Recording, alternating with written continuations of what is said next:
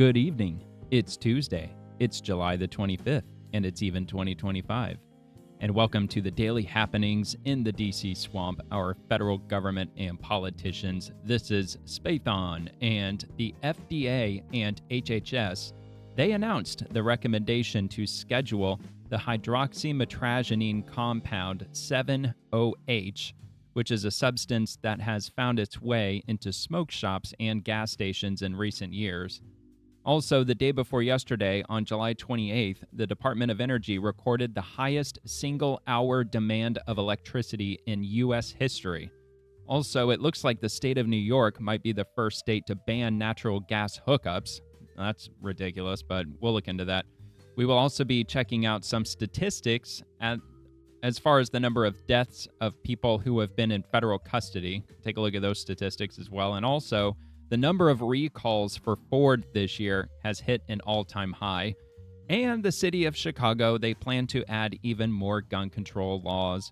So I'm just going to go ahead and jump straight into it right here, starting from the top, off the press. Watch Dr. Macari, the FDA. He explains the dangers of 7-OH, saying, quote, by definition, it is an opioid, end quote. As I adjust my sound, and let's hear what he has to say about this. This was around 10:30 this morning. 7-OH is not just like an opioid.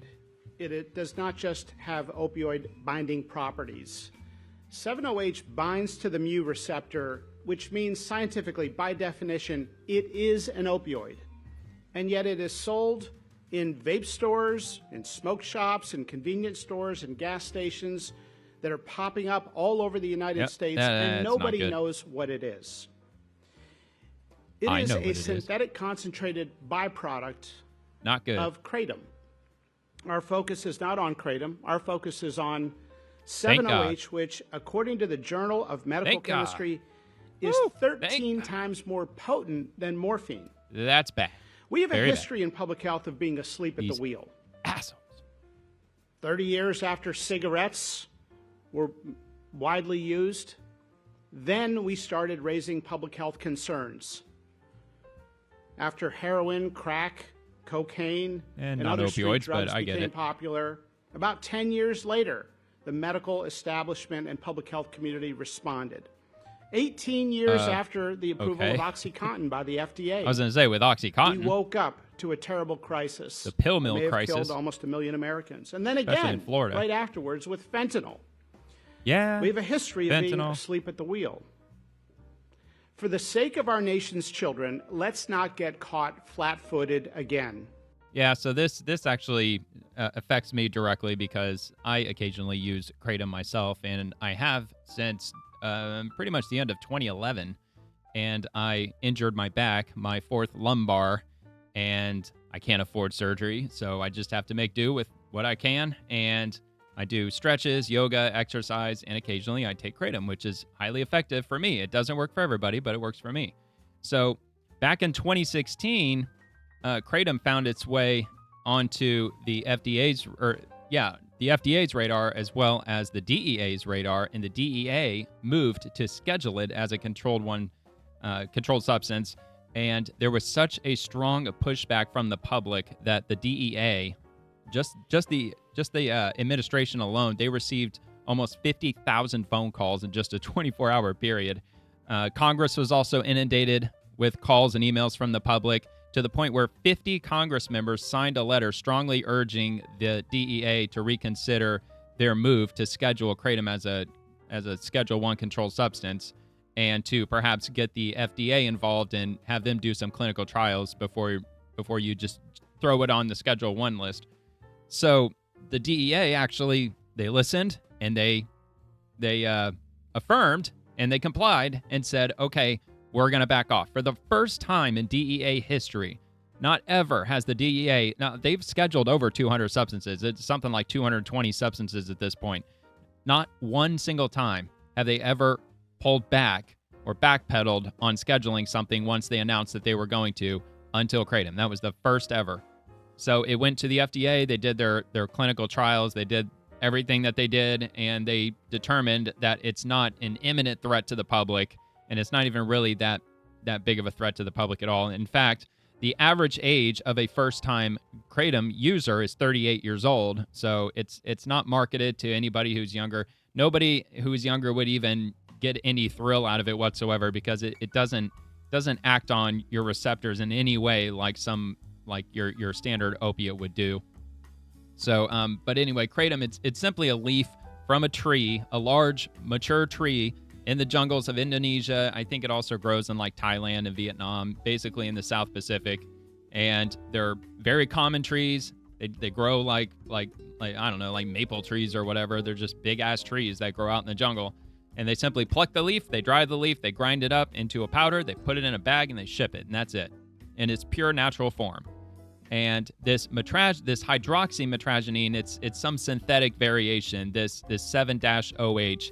It's some synthesized version of the active ingredient that is in the kratom leaf, and they've turned it into this synthetic compound that is over 100 times more potent than the original leaf is. So obviously dangerous, obviously ridiculous that they're doing this.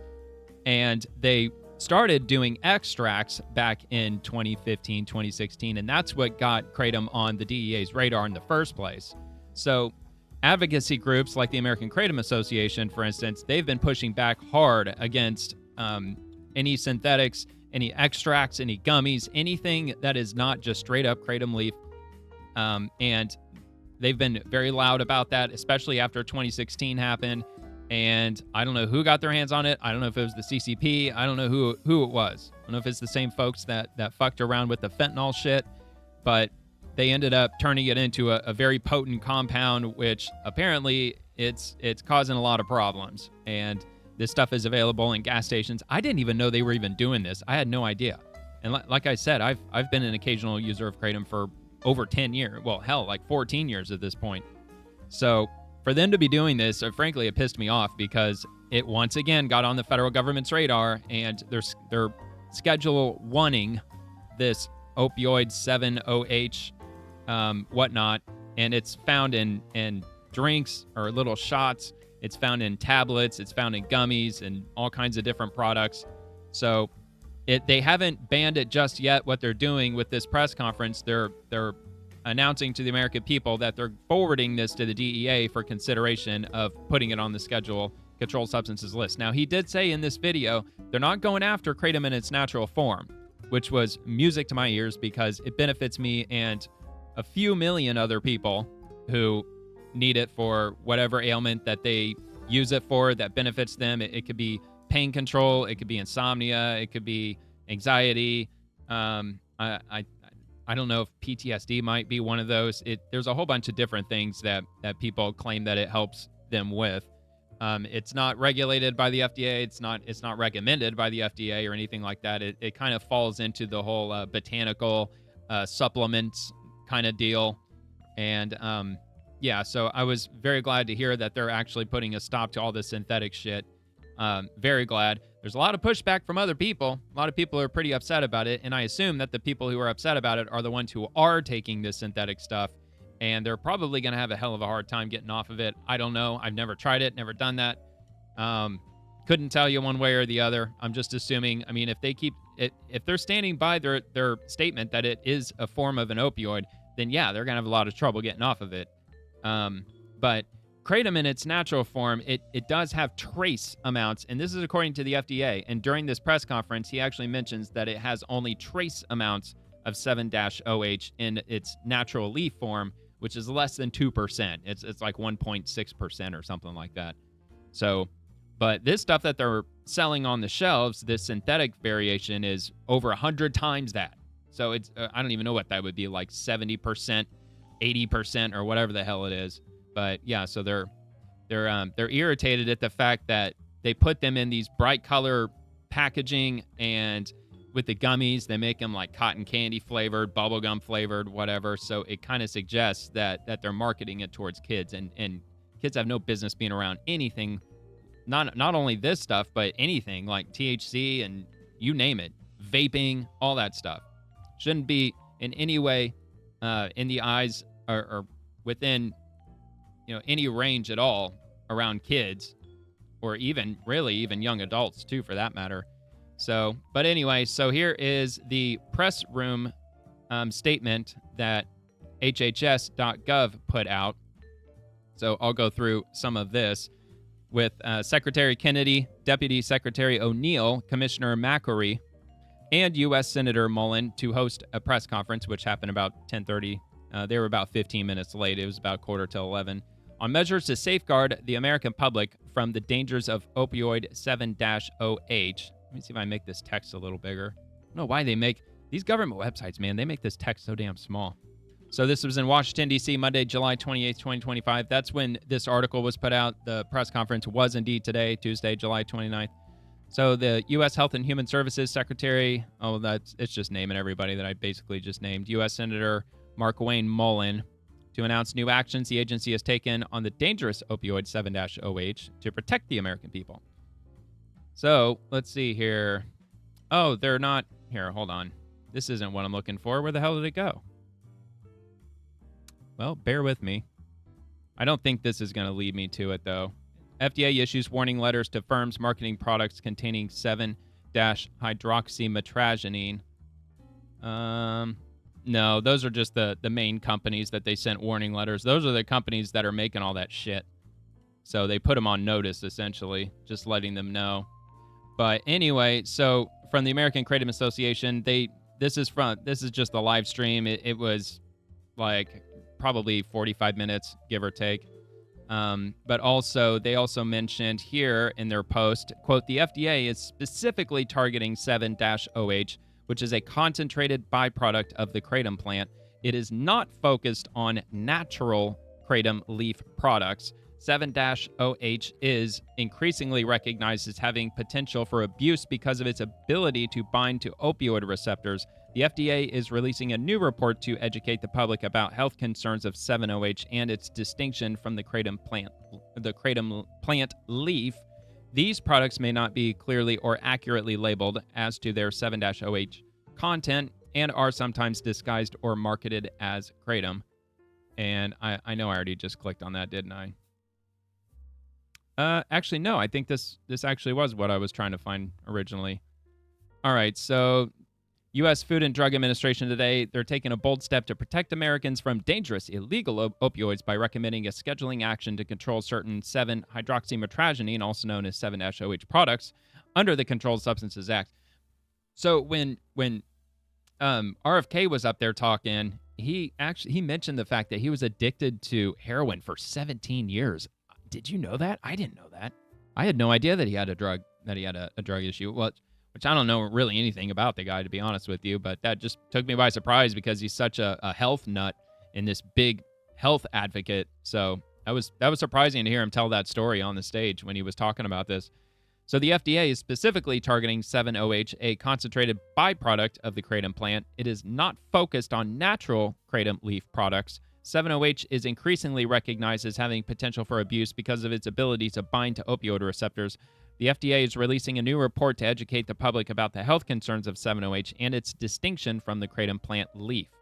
So they're not going to go after the kratom plant leaf because it's just the FDA, they came to the conclusion that it's not dangerous, not even nearly to the level that this stuff is. Plus, like I said, the DEA, they attempted to schedule it back in 2016, and they found out that, wow, actually millions of people use this, and they claim it actually helps out quite a lot. So that's most likely the reason why they're going after this synthetic stuff. Like I said, because it's dozens and dozens and dozens of times more potent, which is obviously problematic, to say the very least. So today we're taking action on 7-OH as a critical step in the fight against opioid addiction, said HHS Secretary Robert F. Kennedy Jr. We will protect the health of our nation's youth as we advanced our mission to make America healthy again. This recommendation follows a thorough medical and scientific analysis by the FDA and is one of several efforts to address the agency's concerns around the growing availability and use of 7-OH opioid products. There are no FDA-approved 7-OH drugs, and 7-OH is not lawful in dietary supplements, and 7-OH cannot be lawfully added to conventional foods.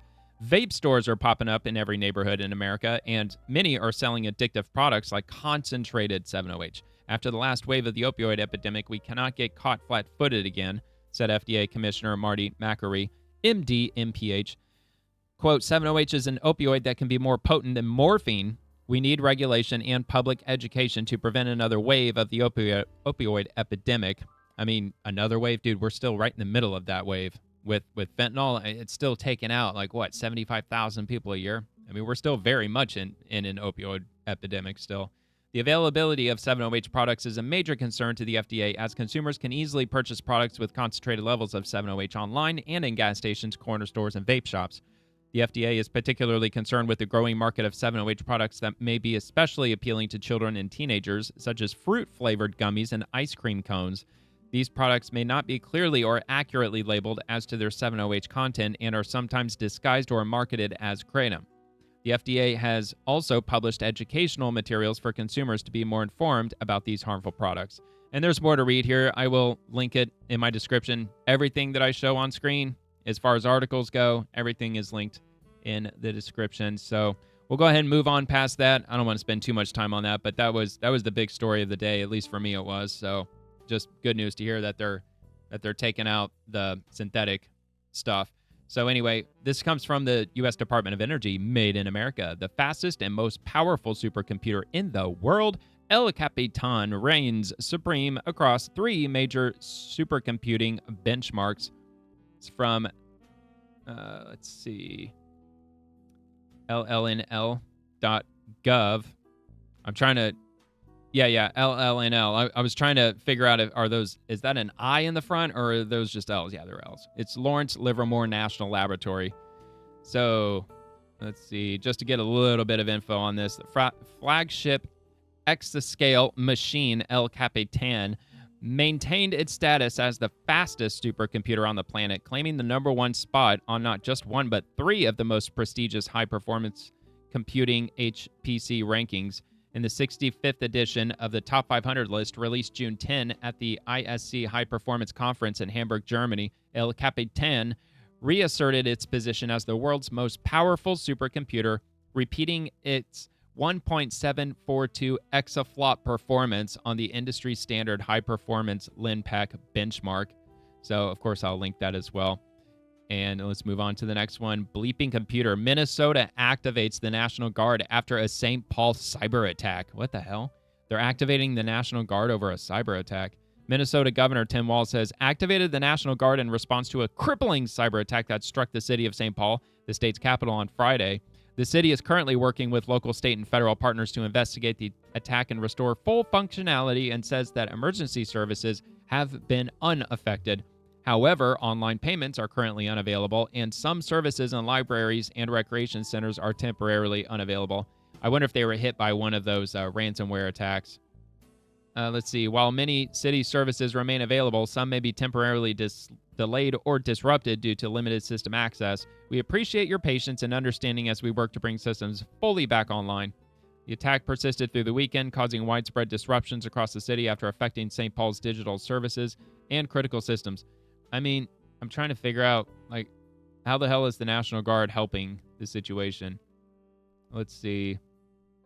Deploy cyber protection support from the Minnesota National Guard comes at the city's request after the cyber attack's impact exceeded St. Paul's incident response capacity. I didn't even know the National Guard had that capacity. I didn't know that they had a cyber division or whatever within the National Guard. That's interesting. That kind of jumped out at me because I just never expected the National Guard to have that capability, but they do. The National Guard, man, they could deal with cyber attacks.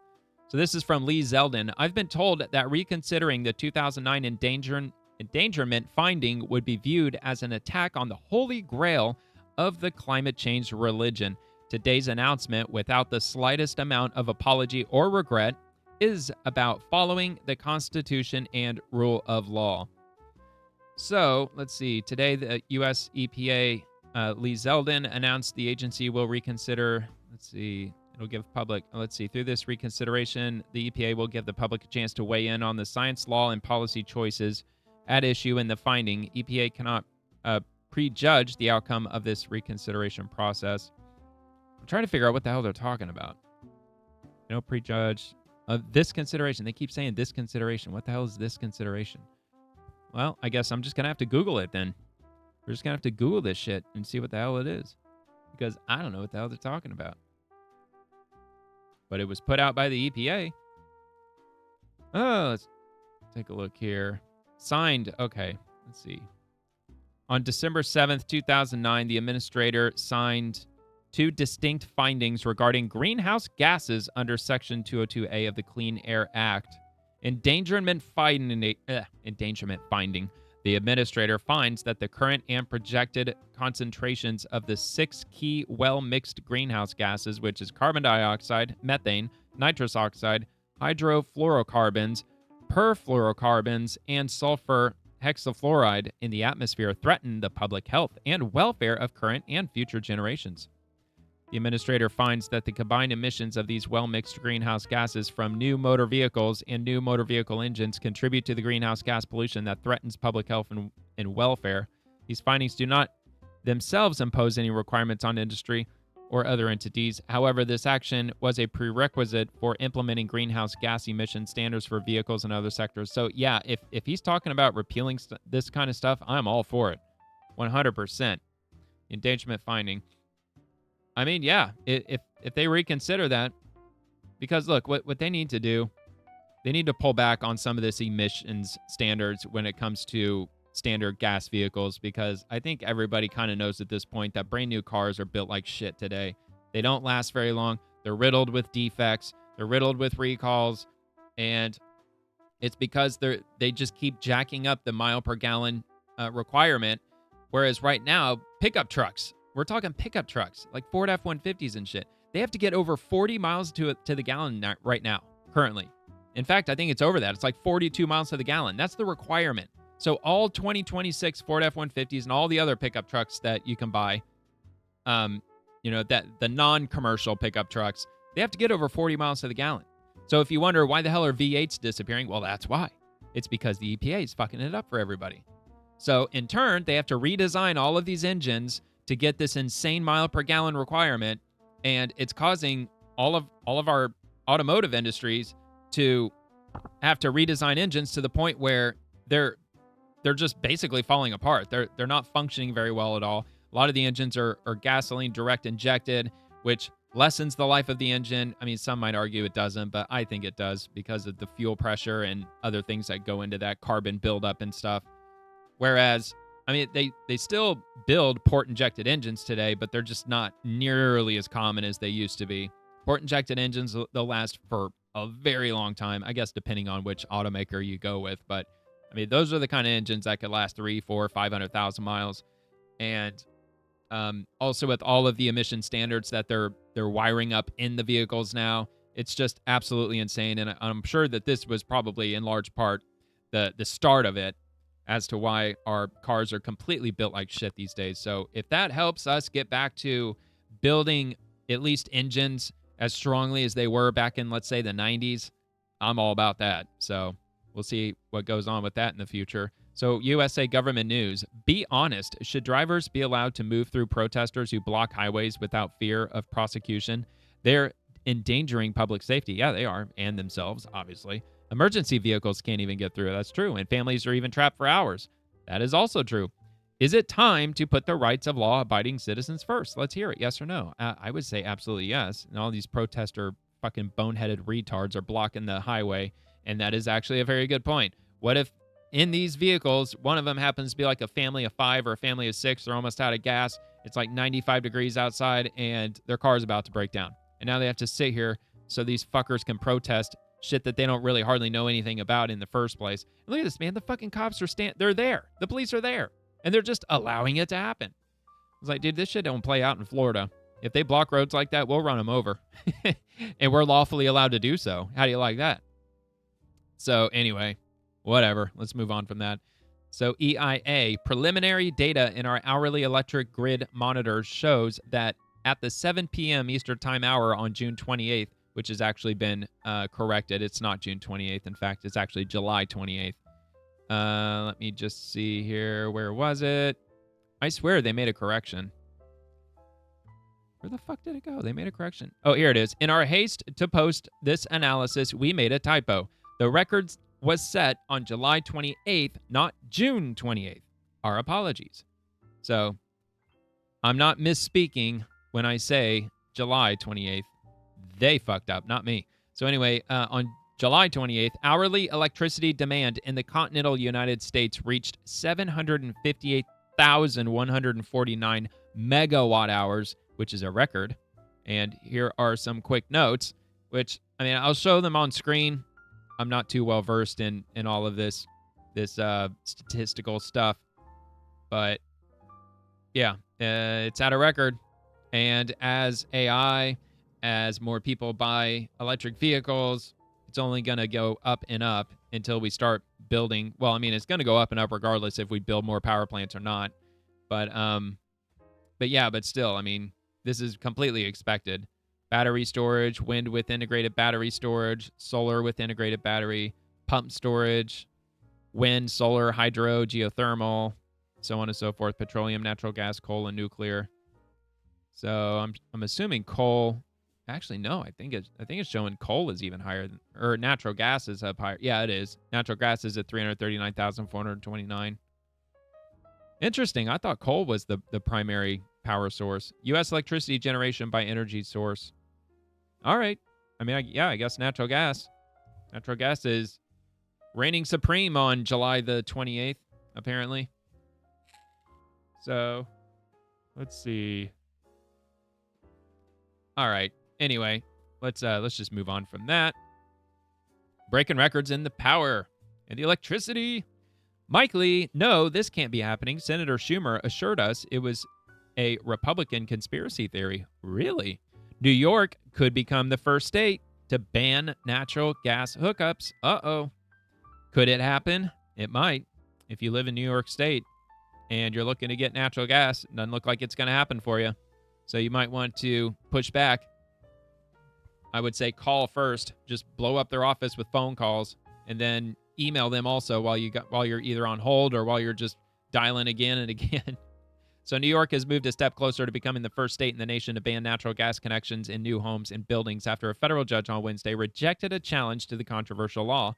U.S. District Judge Glenn Suddaby of the Northern District of New York said the state's prohibition on new gas infrastructure does not conflict with the Federal Energy Policy and Conservation Act, rejecting preemption claims by opponents who sued to block their requirements from going into effect next year. The judge refused to dismiss the case, however, saying the plaintiffs have standing to sue over the restrictions. Quote, it cannot be logically disputed on the facts provided that a prohibition on the installation of fossil fuel equipment in new buildings will have some tangible impact on plaintiffs' businesses, regardless of whether a portion of such negative impacts might also attributable to other factors, such as more consumers choosing heat pumps for reasons unrelated to the prohibition. Suddaby wrote, the judge gave the plaintiffs 21 days to file arguments detailing a persuasive reason why the case should proceed, or said he would rule in favor of the defendants and dismiss the case. So I'll link that article below. So that's happening in New York. Glad I don't live there. Sorry for anyone who is stuck there. I mean, I don't know. Maybe not everybody hates living there. Maybe most people love living there. I mean, they live there for a reason. All right, so from the Department of State Department spokeswoman on the U.S.-EU trade deal, since day one, the President of the United States challenged the assumption that American workers and businesses must tolerate unfair trade practices that have disadvantaged them for decades and contributed to our historic trade deficit. Let's listen to Tammy Bruce. In today's topper, yesterday, President Trump announced a trade deal with the European Union, fundamentally rebalancing the economic relationship between the world's two largest economies. This deal marks a generational modernization of the transatlantic alliance and will provide Americans with unprecedented levels of market access to the European Union. Woo-wee. Let's go. The deal bolsters America's economy and manufacturing capabilities. Hell yeah. The EU will purchase $750 billion, with a B. With a B. My favorite. B-B-B. Of U.S. energy and make new investments of $600 billion in the United States. Let's go. All by 2028. Rock on. Through decisive leadership and an unyielding commitment to American workers, President Trump has delivered yet another agreement that positions the United States as the world's preeminent destination for investment, innovation, and advanced manufacturing. Since day one, President Trump challenged the assumption that American workers and businesses must tolerate unfair trade practices that have disadvantaged them for decades and contributed to our historic trade deficit. Yesterday's announcement opens up historic market access to the second largest economy in the world, reestablishing the strong, positive, long-term relationship between the United States and its key ally, the European Union. Hell yeah, rock on, man. That is awesome news, awesome news. I know it's not new. It's not within the last 24 hours, but this video was posted 4 hours ago, so I figured I'd include it. All right, so Rapid Response 47. EPA Lee Zeldin discusses the EPA's proposal to repeal Obama-era emissions regulations, which I did just cover, but this comes with the video clip, including EV mandates and start-stop technology in vehicles, which was not mentioned in the last one, which is also why I included this. If finalized, this amounts to the largest deregulatory action in the history of the United States, and I hope to God they do this. I really hope they do. EPA is proposing to rescind so the 2009 Obama EPA endangerment finding to eliminate all of the greenhouse gas emissions regulations that followed, including electric vehicle mandates, which amounts to $1 trillion worth of savings. And on top of it, that much hated start-stop technology. Oh, everybody EPA hates is it. is also proposing to eliminate that off-cycle credit that years. incentivized it. As you just mentioned, if finalized, this amounts to the largest deregulatory action in the history of the United States, thanks to President Trump, the Trump mandate, and the American people. That is awesome, man. Just let the auto manufacturers, let it organically work itself out. Like, everybody's already environmentally minded. They don't have to be forced to do so. They're still going to keep the environment in mind when they build cars moving forward, if they reverse all of this. But we just got to get back to the point where we're not building disposable vehicles anymore, which is exactly what we're doing. I would be quite surprised if a vehicle built, not all, but most of them that are built in 2025, 2026, if they're going to last to 300,000 miles, let's say. I highly doubt that we're going to see very many vehicles that are built in the mid-2020s, like what, 25 years from now?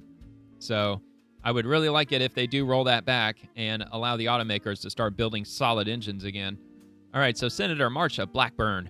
President Trump is the only president in recorded history to be denied approval of any of his civilian nominees by voice vote or unanimous consent. It's no coincidence. It's obstruction by the Democrats. Yep, yes, indeed. The EIA, U.S. average retail prices for July 28th of 2025. Regular grade gasoline is currently at $3.12 a gallon. So I'm not sure why Trump keeps saying that we've got record low gas prices. I'm not so sure about that because we definitely don't have those record low prices here. During his first term, it bottomed out at $1.79.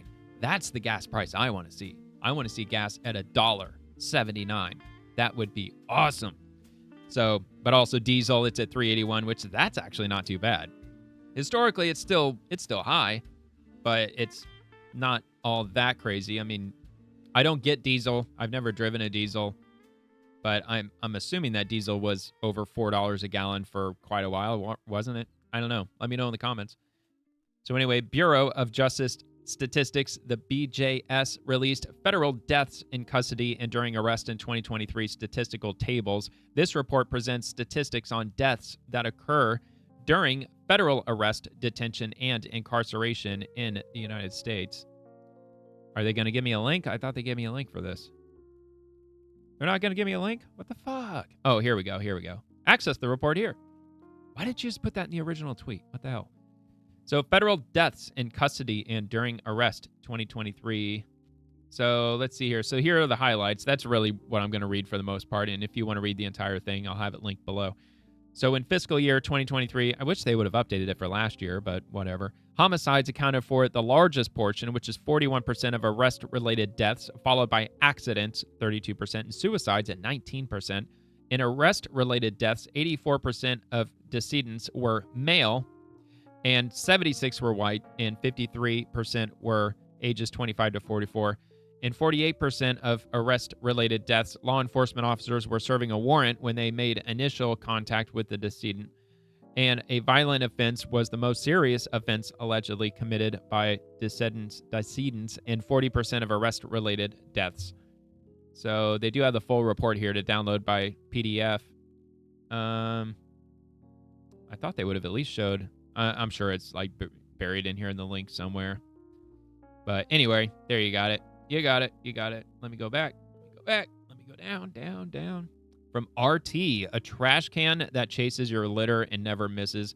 China's smart bin concept Is this the future of cleaning or the start of robot dodgeball? So it was kind of a slow day when I was scrolling through things that the government and politicians were talking about today. I honestly didn't spend much time on politicians today, but I scrolled through my list of government agencies, administrations, and the bureaucracy in general, and I didn't really see a whole lot. A lot of just regular, touting the big beautiful bill and all that. Not much really had changed from what I saw. Plus, I spent a good part of my time today focusing on the hydroxymitragynine issue that I talked about at the beginning of this video. So I came across a couple of just regular news things. So I figured I'd spend the rest of the video just covering a few of those. So this is one of those things that I saw. I just found this interesting. I don't know if this is really going to take off. It's probably just a gimmick, but it's something worth watching. To save everyone the hustle of taking out the trash, we built 20 running trash bins. Our studio is a mess. There's always garbage on the tables, on the floor. At first, I thought the problem was simply not enough trash cans, so I bought more. But for some reason, people still didn't bother. Then I had a thought. What if the trash bin catches trash midair, then empties itself automatically? Wouldn't that solve everything? Itself? We added 3 big motors and wheels under the bin, so we can move quickly. Nice move. Then we put a camera on the That's bin fast. and train a model to identify common types of trash. When it sees a train object flying through the air, it sprints to intercept. After many rounds of fine-tuning by our engineers, it finally caught its first piece of trash. That's cool. Oh, come. It didn't even move. Just got lucky. With the basic function working, we created 3 specialized bins. One come up the floor. Now, from what distance Place does it have rock, to paper, be to catch scissors it, with though? you, make you feel invincible. I mean, it's not going to catch it from One a has quarter a lid, mile away. so we can now Practice rookie. That's baby stuff. talk trash. If you make it in, Talking I crap. leave my lid. Haha. Nice try, genius.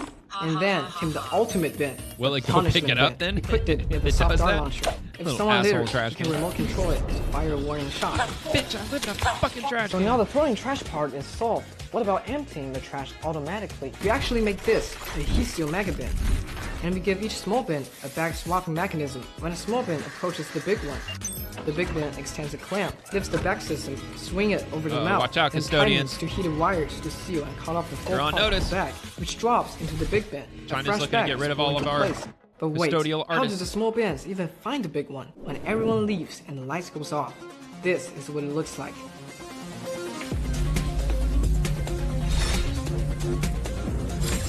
Yeah, they could have just attached LEDs to the trash cans. And they could have saved a lot of this CGI.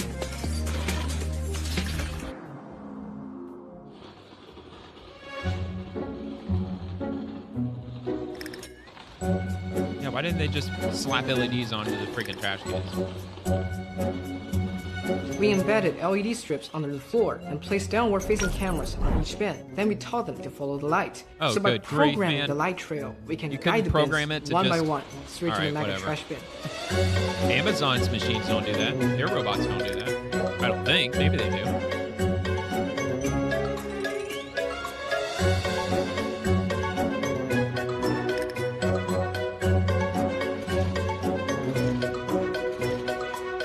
I don't know, man. You think this is going to be a thing?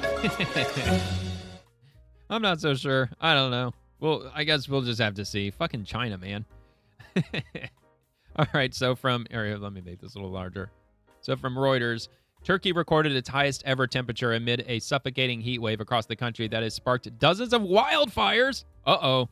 So I guess just the heat of the air is just spontaneously combusting fires now, huh? And sent citizens looking for ways to stay out of the heat. Well, I'll correct the record here in a minute, but let's just check this out. 123 degrees. Pretty sure force can't spontaneously combust if it's 123 degrees out. It can't. It's propaganda. Climate change. Oh my god. Oh, what? Oh, it's so dusty. The heat is suffocating. Oh my What god. can we the think heat. about in this heat? I mean, even everyone's know what time of year it desperate to is. leave a Oh, yeah, it's dinner fucking and summer. escape. As Of you course can it's hot. see, everywhere is deserted. You live in the desert, for Unfortunately, crying out loud. that is the way it is. We prepare before heading outside, and we are trying to get back as soon 120 as we degrees finish our in the work. Middle East. Unfortunately, say. the heat in Adana and Turkey in general is already everywhere now. What was the previous record? That's what I want to know. What was it, 122 degrees? And when was that set? Probably like in 1940 something or whatever. So it's almost as if these heat waves come in cycles. That it's not just simply climate change, the earth getting hotter. It might be just the fact that sometimes we just have a really hot day. So did you know 123 degree heat cannot spontaneously combust forest fires? In the driest possible environment, dry leaves require 300 degree temperatures to ignite. Wildfires, typical fake news. So that was obviously my comment, and I did my research. I thought I actually linked the image, but I didn't. But yeah, you can look it up for yourself.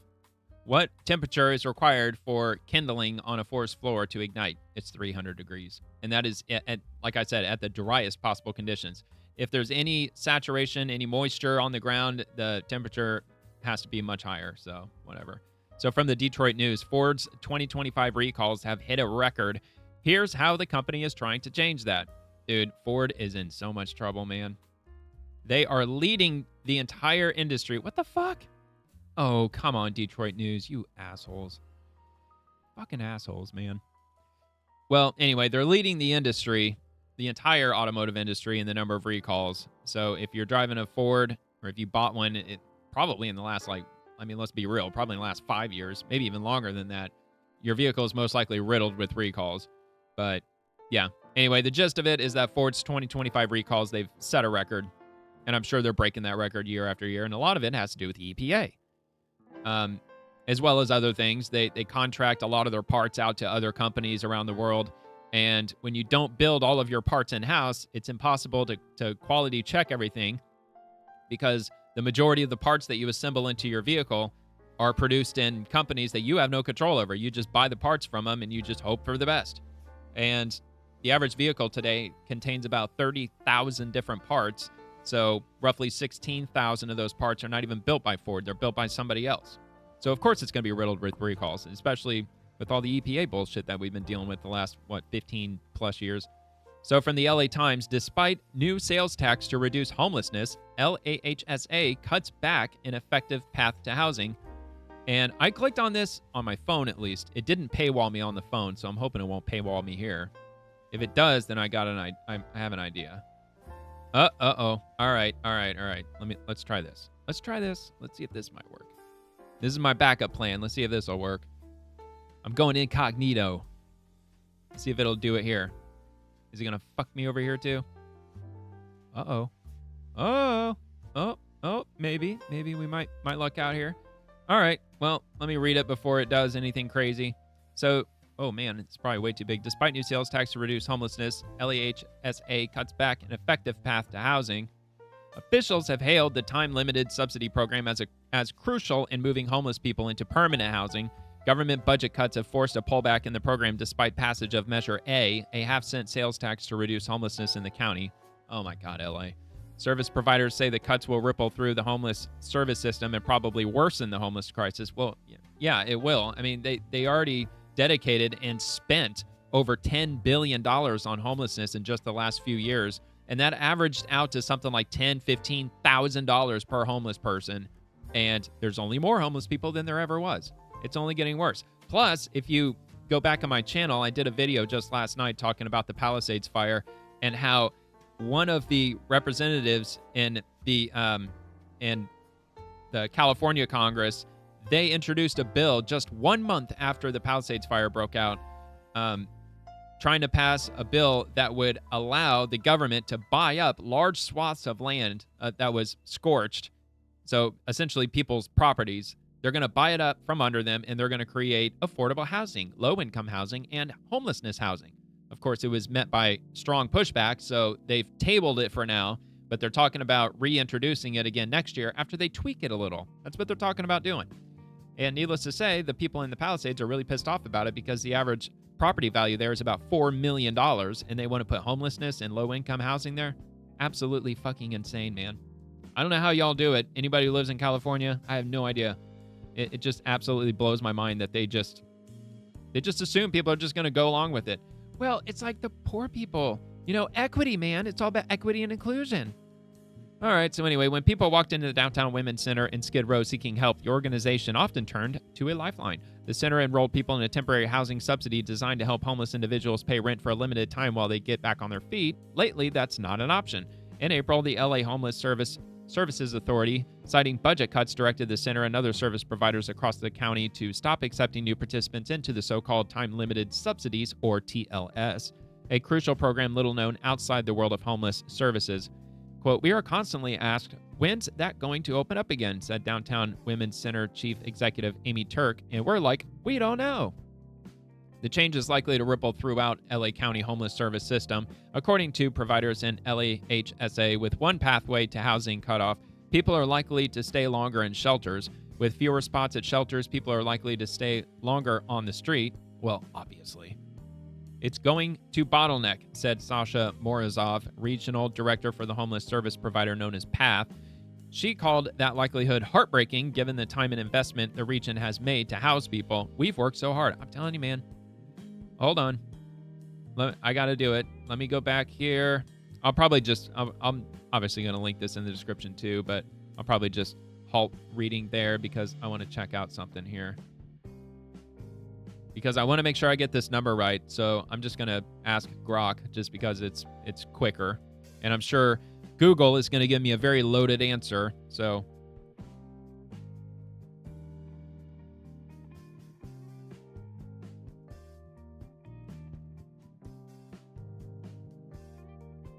you enjoying the music in the background? That jazzy jazz music? Piano?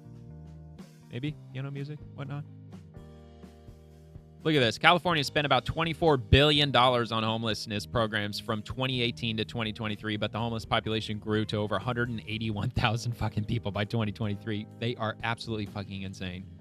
All right, so hold on.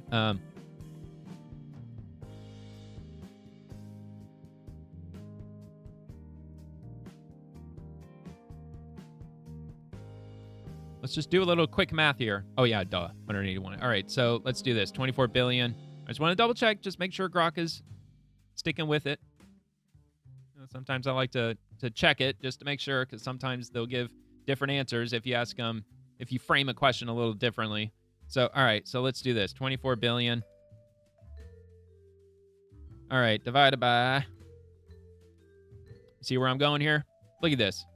132,596. $132,596. That's how much money that they spent per homeless person from 2018 to 2023. Now, I get it. The homeless population grew. I understand that. But even taking the highest number, it only looks worse if you take the smaller population number. We're taking the maximum number in 2023, and it's way more than I thought it was. I thought it was like 10 or 20 grand. It's $132,500. That's fucking nuts. That's California for you. And now they're trying to jack up your sales tax so they can help the homeless after they've spent $132,000 per homeless person in California. And now there's more homeless people there than ever. It's almost as if money doesn't fix the fucking problem. So, all right, I'm not going to keep dwelling on that. Let's move on to the next one here. So, from The Economist, the European Union has pulled off a tricky balancing act, making enough concessions to keep Donald Trump happy while limiting the economic damage. Ooh, economic damage to the EU. It's going to be so detrimental. Ah, damn it. Fucking paywalls, dude. All right, so ever since President Donald Trump unveiled his Libertarian Day tariffs in April, or Liberation, not Libertarian. What the fuck am I talking about? When he unveiled his, let's try this again, Liberation Day tariffs in April, the world's biggest trading relationship had been on the rocks. The EU swung from trying to sweet-talk America into making a deal to threatening retaliation. On July 27th, deal-making won out. At its golf course in Scotland, the president and Ursula, that name is just so villainous, Ursula von der Leyen, the head of the European Commission, unveiled the outline of a preliminary trade agreement. The bloc has pulled off a tricky balancing act, making enough concessions to keep Mr. Trump happy while limiting the economic damage. So I guess if you want to read more on that, you can read more on that if you're subscribed to The Economist. You know what? I don't think it's going to make any difference, but I'll try the incognito trick like I did with the LA Times. It might work. Maybe it'll work. Probably won't, but it might. Maybe. Nah, I didn't think it would. I don't know why it worked with the LA Times, but it did. All right. Let's move on to the next one from the Chicago Tribune. The two modest measures are the latest additions to this suite of gun control laws enacted under Governor J.B. Pritzker's watch, including a sweeping ban on high-powered firearms and ammunition magazines that remains under legal challenge. All right, they're not going to paywall this too, are they? Tired of forcing children to duck and cover, Governor J.B. Pritzker signs 2 more gun control measures. I'm not sure if it'll get any pushback in the courts. Might. Frankly, it should, because, the Second Amendment is the Second Amendment. It applies to everybody, or at least it's supposed to. It doesn't, but it's supposed to. Anyway, with gun violence still a persistent problem despite recent drops in Chicago, Governor J.B. Pritzker signed a pair of gun control efforts into law on Monday, one that requires Illinoisans to more quickly report lost firearms, and another one mandating law enforcement agencies statewide to participate in a federal gun tracing platform. Okay. So let's see. That's the gist of it. That's really what I wanted to get to, just to name the 2 new laws that he was signing for the state of Illinois. I mean, that would really suck to live on, let's say a farm in rural Illinois, like in southern Illinois. That would just be such a massive pain in the ass. Definitely not a state I would have any interest in buying any farmland in, that's for damn sure. So, New York Post, 21 states warned J.P. Morgan's Jamie Dimon, BlackRock's Larry Fink to scrap woke environmental goals. So, let's see here. Nearly 24 states on Tuesday warned CEOs of the nation's largest financial firms, including BlackRock's Larry Fink and J.P. Morgan's Jamie Dimon, to scrap woke investing programs focused on environmental goals if they want to continue doing business in their states. Letters signed by 26 state financial officers hit the desks of top bosses at BNY Mellon, Goldman Sachs, Morgan Stanley, Fidelity Investments, State Street, and Vanguard. State officials ordered these firms to take 5 concrete actions to demonstrate their commitment to a fiduciary model grounded in financial integrity, not political advocacy. Among these steps is a commitment to abstain from international political agendas like net zero climate mandates or the EU's Corporate Sustainability Directive, which requires companies to regularly publish reports on the environmental and social risks they face. In the letters, leaders of red states slammed the erosion of traditional fiduciary duty in favor of ESG investing or the environmental, social, and governance goals of financial firms. While some firms have recently taken encouraging steps, such as withdrawing from global climate coalitions and scaling back ESG rhetoric and proxy votes, and some states have permitted incremental reintegration, more work must be done, officials said in a copy of the letter obtained by the Post. So there you have it, linked below for your pleasure. And from Thomas Massey, who is Joseph Mifsud, and who paid him to investigate the Russian hoax? Find him. Yeah, that's right. Yeah, listen to this. Joseph Mifsud is the mystery man who started the Russia hoax. He's mentioned 89 times in the Mueller report, but strangely, not once in Durham's report. Rep. Matt Gaetz and I want to know if Mifsud is associated with a Western intelligence agency. Oh man, this is 10 minutes. I can't play this whole thing. I mean, maybe I'll play like 1 minute because it's the last. This is it. This is the end of the video. It's the last thing I got, but maybe I'll play just a little bit of it. This seems to all started with one person, but I don't see his name in your report. I see it in Mueller's report 89 times. Who did Mr. Papadopoulos meet with that gave him this supposed Russian information? When Mr. Papadopoulos was interviewed by the FBI, he had identified Joseph Mifsud as a person who had provided him that information. Did you interview Joseph Mifsud? Is that? We attempted to interview him. We pursued. You didn't attempt hard enough. We talked to a lawyer that he had in Europe, but we never were able to actually make contact with him so we could interview him. Oh my God, dude. You are the fucking federal government. You have millions of dollars at your disposal in this investigation, and you couldn't even get him on the fucking phone. You couldn't even make contact with him. What the hell does the CIA do all the time? Aren't they supposed to be good at that shit? A Western source? Is he associated with Western intelligence? Probably. It's hard to say who Mr. Mifsud is associated with. He was tied up with Link University. Mr. Scotty, who had involvement in the Italian government, and they were freaking Italians, man. Hard to say who Mifsud. I'm going to yield the remainder of my time to Mr. Gates. Hard to say who Mifsud is. He's the guy who started the whole thing. They introduced the world to good We've food. known it for years. Go ahead. Even though I don't like pasta. When the special counsel's office interviewed Mifsud, did he lie to you guys too? Uh-oh. Get into that. Jim Jordan. Did you interview Mifsud? Can't get He's into that. pissed.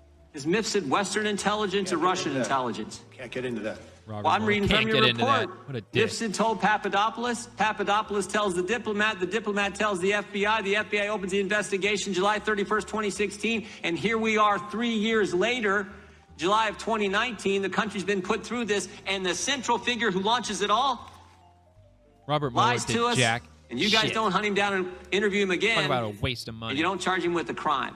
Maybe a better course of action can't talk is about to it. figure out how the false accusation started. Maybe it's to go back and actually figure out why Joseph Mifsud was lying to the FBI. And here's the good news. Here's the good news. That's exactly what Bill Barr's doing. And thank goodness for that. That's exactly what the Attorney General and John He didn't Durham do are jack doing. shit either. Well, Mr. Durham, was that what you were doing? I'm sorry, is that what? Bill Barr, Was yeah, finding that out would've been who nice if he, Mifsud did was a what you hell were of a doing? lot more than he We actually pursued fucking did. that Well, here's my avenue, gate. yes. Right, but was he... This whole thing was an op, Mr. Durham. This wasn't like a bumbling, fumbling FBI that like couldn't get FISA straight. They ran an op. So who put Mifsud in play? Yeah. You don't know, do you? I do not know that. I can't give you the For answer. years, you had years to find out the answer to what Mr. Jordan said was the seminal question, and you don't have it. And it just begs the question whether or not you were really trying to find that out. Because it's one thing to criticize the FBI for their FISA violations, to write a report. They've been criticized in plenty of reports. Some have referred to your Speaker work Johnson right as there next to him. just a repackaging and regurgitation of what the Inspector General already told us. So if you weren't going to do what Mr. Jordan said you were going to do in that video and give us the basis for all of it, what's this all been about? Yeah, what the fuck you been doing, dude?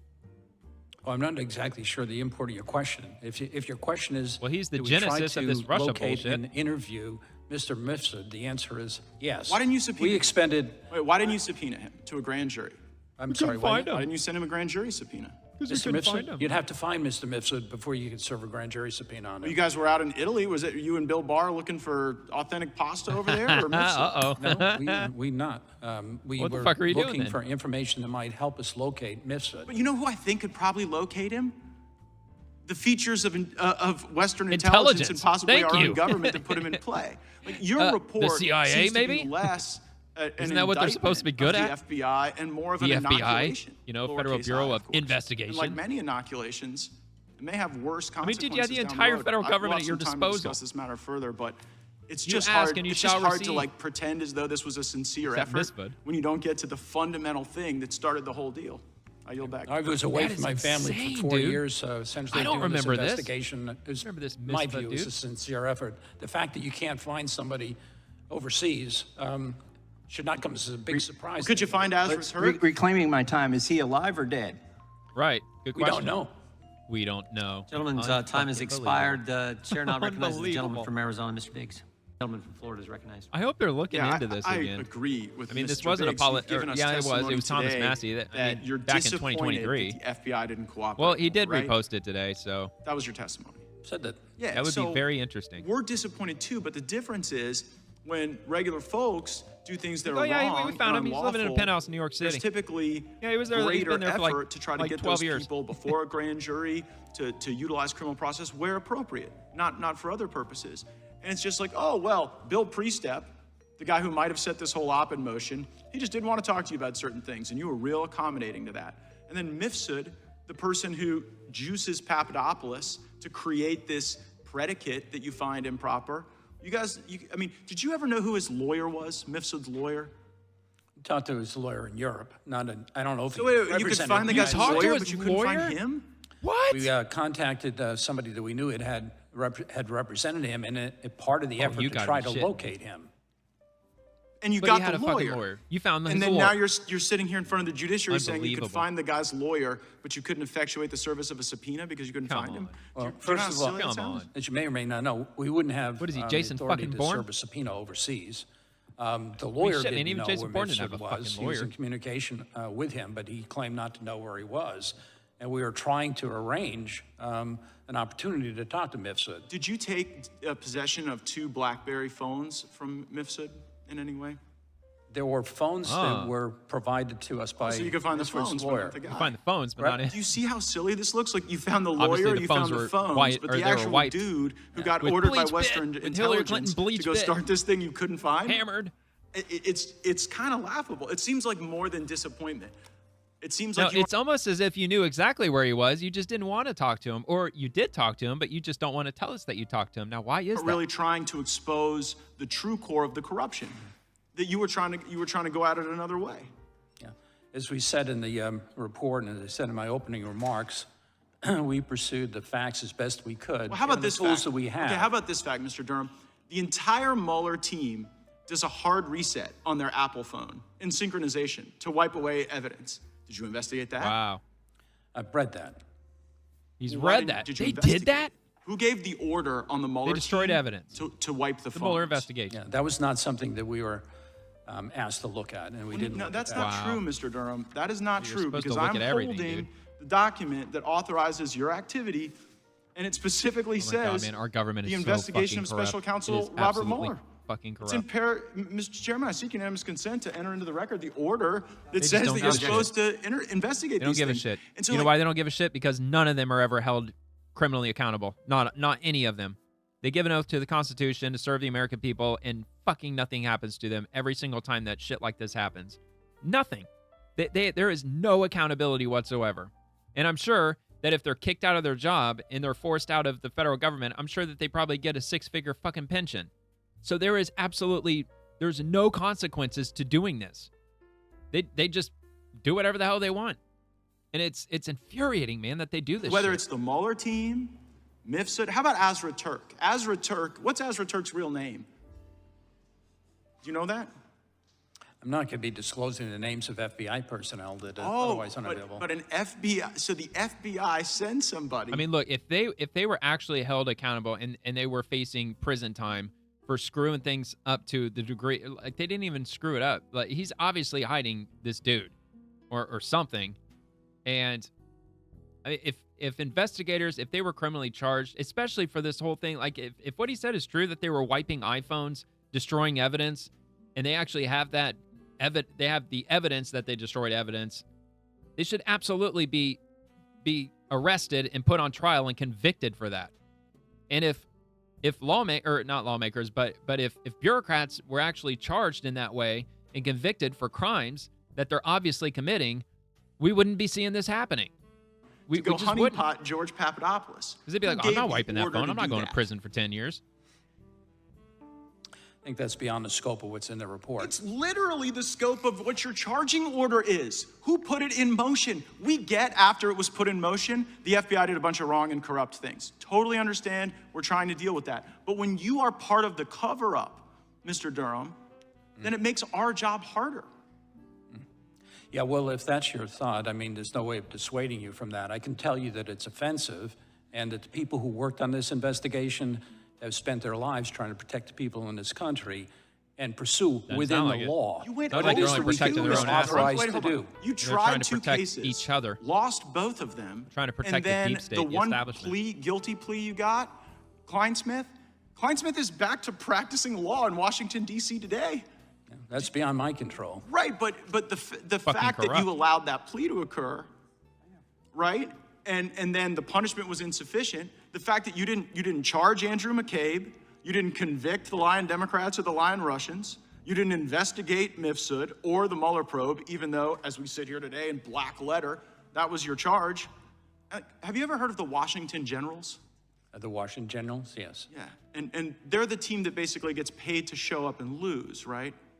Well, I'm sure that the players who exert blood, sweat, and tears don't view it that way, but you might. I think they do. I think they do because the job of the Washington Generals is to show up every night and to play the Harlem Globetrotters.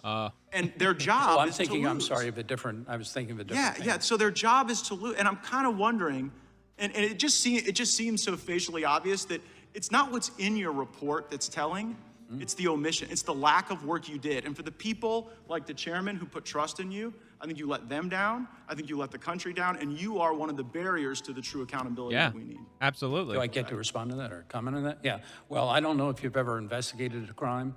If you I don't know that you investigated have. You didn't investigate these, Mr. Durham. You didn't investigate this one, clearly. How about Andy McCabe? Obviously. Did you charge him? Did you investigate him? Gentlemen, time has expired. The witness can respond, then we'll move on to our last. I don't know, sir, whether or not you've ever had occasion to try to investigate crimes under the rules and regulations and under the Constitution that we're bound by. We can gather evidence in particularly lawful ways.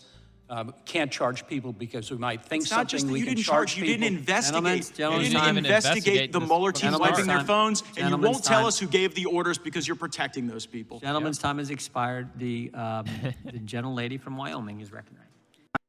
All right. Well, that's that. I didn't plan on watching that, but I couldn't stop watching that. That was intense and extremely frustrating to say the least.